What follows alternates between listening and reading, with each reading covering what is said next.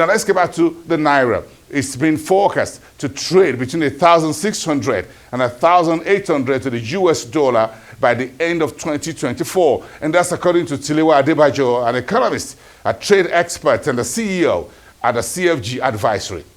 Speaking today at the Discuss Special Premium Edition event on Nigeria's economy in the new year 2024, Tilewa Adebajo provided a set of dashboard statistics that speak to the country's key macroeconomic variables, such as inflation, interest rates, and a whole lot more. Let's take an excerpt. I speak to the people in the government a lot, and I talk to them, and I tell them very simple that everything is in their hands. If they make the right policy choices and they're sincere and committed, we should be able to see ourselves out of this problem in 18 months, and we should begin to see improvements by next year. But they need to make the necessary investment in the oil and gas industry.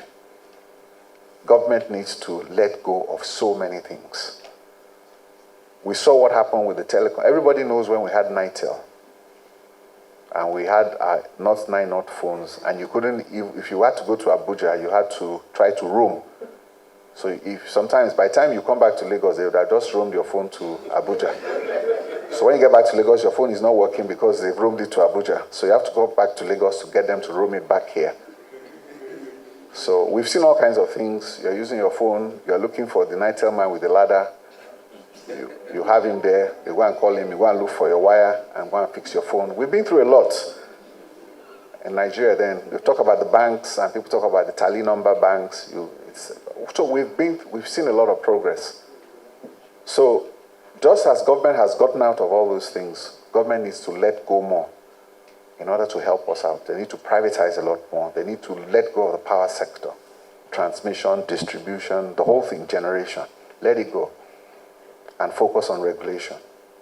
So what we've said is that in terms of our growth strategies, we've said that we have some suggestions, and I can't really see those numbers from here, but I'll look at it from my phone.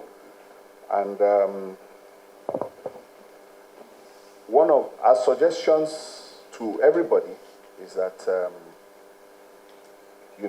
reviving the Nigerian economy, as we've said, is not a big deal because the fundamentals are there.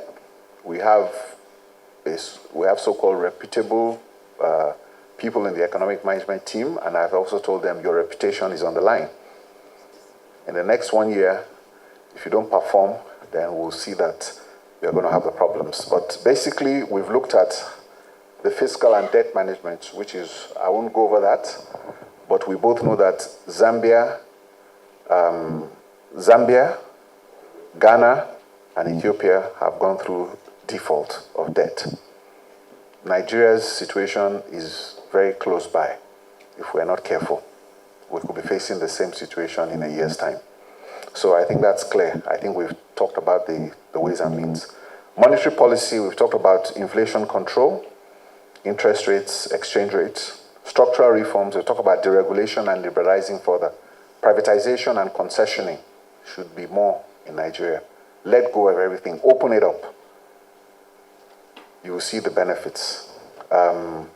Structural reforms are very important. Trade facilitation and productivity is bane. We need to get the minister. I think the minister is representative for the Minister of Industry, Trade and Investment is here. And the message I want to take to your minister is that is the most important ministry in Nigeria today. People don't understand. In the Ministry of Industry, Trade and Investment, there are over 20 parastatals, including the Bank of Industry, Sugar Council, Automotive Council, Industrial Training Fund, Corporate Affairs Commission, the Trade Office, which people do not take for granted. We need to review our HS codes and make them relevant. It is the Minister of Industry, Trade and Investment that will bring back productivity into the Nigerian economy to restore it by creating and enabling an environment for us to work. So industrial policy, we have not reviewed it in almost 10, 15 years. The industrial policy that we left when I left Trade and Investment 10 years ago has not been updated. The world has moved. Our HS codes we're using are not right anymore. So these are the things that these ministries need to do in terms of reform. So in terms of that reform, since we have a representative of a minister here, that's what I want to take back. Human capital development, we can't overlook it. Economic diversification, very important. Our economy is already diversified. As you can see, oil and gas is only 5% of our GDP. What it does for us is FX. We've seen the creative sector, and I believe the creatives are here. They will come and talk about it. That is a growing sector of the economy. We need to encourage that sector. Startup capital, Nigeria was attracting the largest amount of startup capital in Africa. Recently, as of last year, Kenya has overtaken us. What is the size of Nigeria? What is the size of Kenya? So again, these issues in terms of our structural challenges is having issues. So we need to look at our human capital development, investor confidence. It doesn't help. All these things, Christmas Day, 200 people are slaughtered in Nigeria. Last year, we lost about 10 to 15,000 people in conflict. Are we at war?